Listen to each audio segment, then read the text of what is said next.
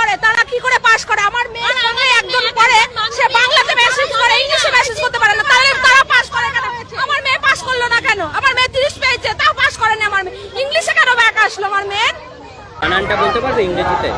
মানছি না, মানবো না। হায়ার সেকেন্ডারি বানানটা ইংরেজিতে? মানছি না, মানবো না। হায়ার সেকেন্ডারি বানানটা বলতে পারবে না? মানছি না, মানবো না। হায়ার সেকেন্ডারি বানান পরীক্ষা আমরা ভালো পরীক্ষা দিচ্ছি, কেন আমাদের রেজাল্ট খারাপ আসবে? পরীক্ষা দিয়েছো, এইচএস দিয়েছো? হ্যাঁ। এইচএস এর full form?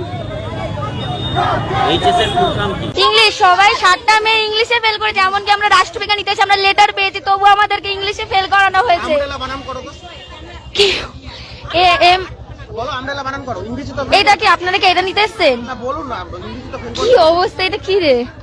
A M R L A M R E L A umbrella. পারবে কেউ বলতে? কেন আমরা কি পারবো না? আমাদেরকে এটা করতেছে, আমরা তো বলছি আমব্রেলা বানানটা সবাই।